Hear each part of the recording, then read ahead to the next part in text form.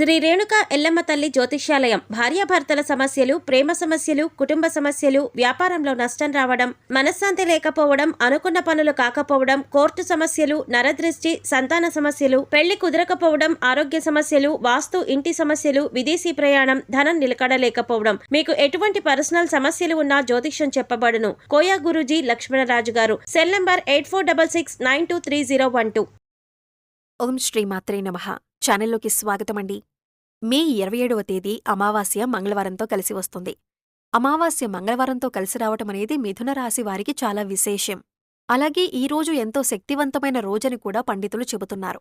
అయితే అంతటి విశేషమైన రోజున ఈ రాశివారు ఏ పనులు చేయటం వల్ల మీలో ఉన్న నెగిటివ్ ఎనర్జీ తొలగిపోయి విశేషమైన ధనలాభం కలిగి మీకున్న ఆర్థిక కష్టాలు తొలగిపోతాయి అనే అంశాలతో పాటుగా స్నానం చేసే నీటిలో ఏం కలుపుకోవాలి, ఆ పదార్థాలు ఎందుకు కలుపుకోవాలి అనే అంశాలను ఈ వీడియోలో మనం వివరంగా తెలుసుకుందాం.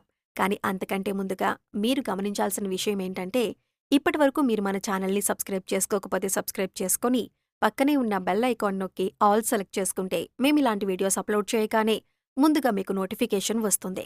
ఇక వివరాల్లోకి వెళ్ళిపోతే, ముందుగా అమావాస్య రోజు ఏ పనులు చేస్తే అదృష్టం కలిసొస్తుందో, ఏ పనులు చేస్తే దురదృష్టం కలుగుతుందో తెలుసుకుందాం.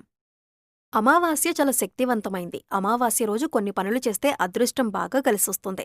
అమావాస్య రోజు ఎవరైనా సరే సూర్యోదయానికి పూర్వమే తలస్నానం చేయాలి. తలంటూ స్నానం చేయకూడదు. తలస్నానం అంటే కేవలం నీళ్లు తలమీద పోసుకుని తలస్నానం చేయాలి. ఈ తలస్నానం చేస్తే చాలా మంచిదే. అమావాస్య రోజు మధ్యాహ్నం పూట నిద్రపోకూడదు. మధ్యాహ్నం పూట నిద్రపోతే దరిద్రం చుట్టుకుంటుంది. ఈ రోజు విశేషంగా లక్ష్మీ పూజ చెయ్యాలి. అమావాస్య రోజు చేసే లక్ష్మీ పూజను ఐశ్వర్యలక్ష్మీ పూజ అంటారు. ఈ పూజ చేయటం వల్ల ఆర్థిక సమస్యలన్నీ తొలగిపోతాయి. అమావాస్య సందర్భంగా అన్నదానం చేసినా, వస్త్రదానం చేసినా విశేషమైన శుభఫలితాలు కలుగుతాయి. అలాగే అమావాస్య సందర్భంగా ఎవరైనా సరే ఎడమకాలికి నల్లదారం కట్టుకుంటే చాలా మంచిది.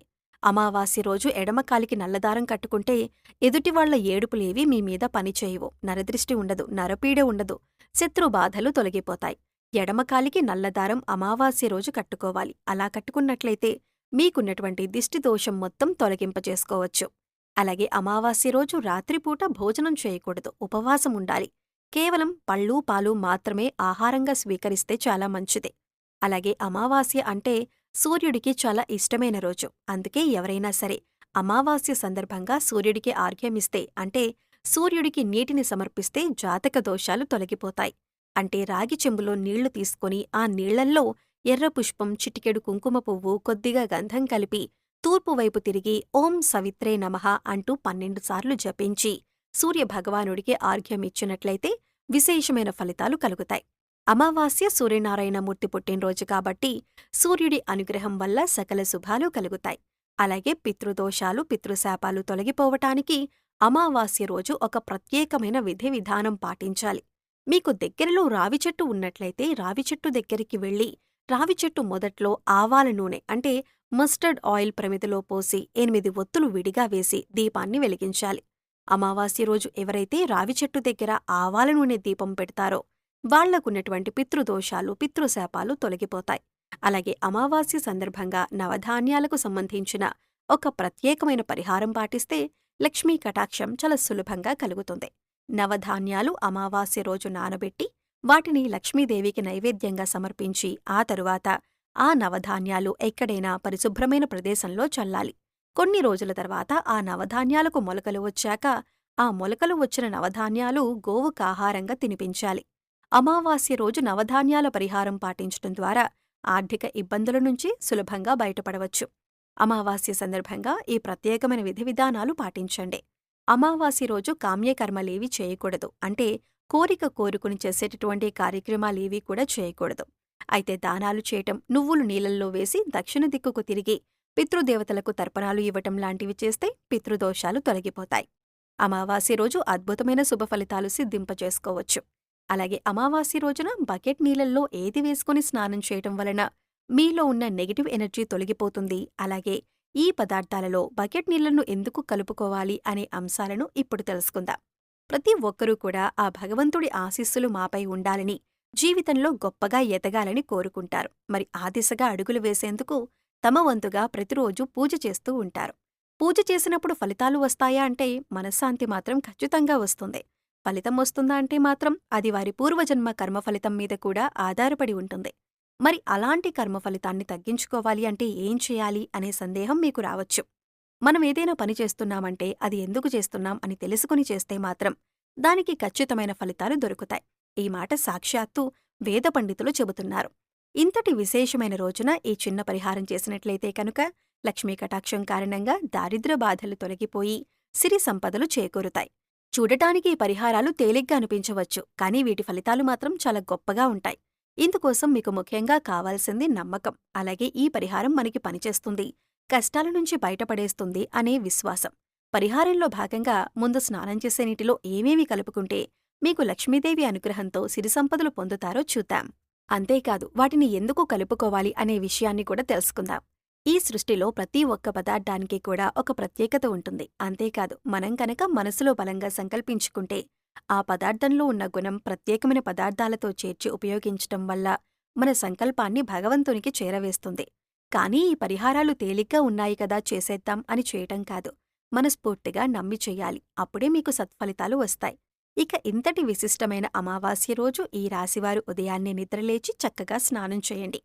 అలాగే స్నానం చేసే నీటిలో ఒక తమలపాకు, కొద్దిగా రాళ్లుప్పు, అలాగే 2 హారతి కర్పూరం బిళ్లలను వేసి పొడి చేసుకుని ఇవన్నీ నీళ్లలో కలుపుకొని స్నానం చేయాలి. ఈ నీళ్లతో పిల్లలు ఇంకా పెద్దవాళ్లు కూడా స్నానం చేయవచ్చు. తమలపాకులు అంటే శుభసూచకం, అలాగే భగవంతుడికి ఎంతో ఇష్టం. అంతేకాకుండా ఈ పదార్థాలన్నీ కూడా మీలో పాజిటివ్ ఎనర్జీని పెంచుతాయి, మీ చుట్టూ ఉన్న నెగిటివ్ ఎనర్జీని తీసేస్తాయి.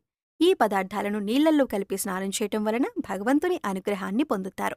బకెట్ నీళ్లల్లో ఒక తమలపాకు వేసి అరగంట తర్వాత స్నానం చేస్తే శరీరానికి మరింత స్వచ్ఛత లభిస్తుంది. ఒంట్లో ఉండే నెగిటివ్ ఎనర్జీ అంతా తొలగిపోతుంది. ఇక తమలపాకు అందుబాటులో లేనివారు చిటికెడు పసుపును స్నానం చేసే బకెట్ నీళ్లలో వేసుకోవచ్చండి. ఎందుకంటే పసుపు అనేది శుభసూచకం. ప్రతి ఒక్క శుభకార్యానికి ముందుగా మనం గణపతిని పసుపుతో తయారు చేస్తాం అన్న విషయాన్ని గమనించాలి. ఇక ఇటువంటి పసుపుని చిటికెడు నీళ్లల్లో కలుపుకోవటం వల్ల మనలో పాజిటివ్ ఎనర్జీ పెరుగుతుంది. అంతేకాదు మనసుకు కూడా పవిత్రత చేకూరుతుంది. ఇక రెండో పదార్థం మనం నీళ్లల్లో కలిపింది రాళ్లుప్పు. ఈ రాళ్లుప్పు నీళ్లల్లో కలపటం వల్ల మనలో ఉన్నటువంటి నకారాత్మక శక్తి అనేది తొలగిపోతుంది, అంటే నెగిటివ్ ఎనర్జీ. వాస్తవానికి చెప్పాలంటే మనకు తెలియకుండా మన మీద ఒక రకమైనటువంటి నకారాత్మక శక్తి పనిచేస్తూ ఉంటుంది. ఇక ఇలాంటి నకారాత్మక శక్తి ఉన్నప్పుడు మనం చేసే పనుల్లో ఆటంకాలు రావటం, అలాగే ఆర్థికంగా కుంగిపోవటం, ఇలాంటివన్నీ చూస్తూ ఉంటాం. ఇక ఈ నకారాత్మక శక్తి నుంచి బయటపడటానికి చిన్న చిన్న పరిహారాలు చేసుకుంటే సరిపోతుంది.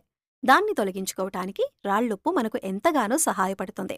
ఇక మూడవ పదార్థం మనం నీళ్లల్లో కలిపింది కర్పూరం బిళ్లలు. ఇలా 2 కర్పూరం బిళ్లను పొడి చేసి నీళ్లలో కలపటం వల్ల మనలో దైవభావం పెంపొందుతుంది. దీన్నుంచి వచ్చే సువాసన మనలో ఉన్న చెడు ఆలోచనలను తొలగించి ఆధ్యాత్మికం వైపు మనల్ని నడిపిస్తుంది. సో చూశారు కదండి, మే 27వ తేదీ మంగళవారం అమావాస్యతో కలిసి వచ్చిన రోజున ఈ రాశివారు ఏ చిన్న పరిహారం చేయటం వల్ల వారి జీవితంలో ఉండే కష్టాలు, నష్టాలు అన్నీ తొలగిపోతాయి అనే అంశాలతో పాటుగా అమావాస్య రోజు స్నానం చేసే బకెట్ నీటిలో ఏది కలుపుకుని స్నానం చేయటం వల్ల నెగిటివ్ ఎనర్జీ తొలగిపోయి ఆర్థికంగా అభివృద్ధి చెందుతారు అనే అంశాలను ఈ వీడియోలో మనం వివరంగా తెలుసుకున్నాం కదా. ఈ వీడియో నచ్చినట్లయితే ఖచ్చితంగా ఒక లైక్ చేయండి. అలాగే మీ ఫ్రెండ్స్ అండ్ ఫ్యామిలీ మెంబర్స్లో మిథున రాశివారు ఎవరైనా ఉంటే వారితో ఈ వీడియోని షేర్ చేసుకోండి.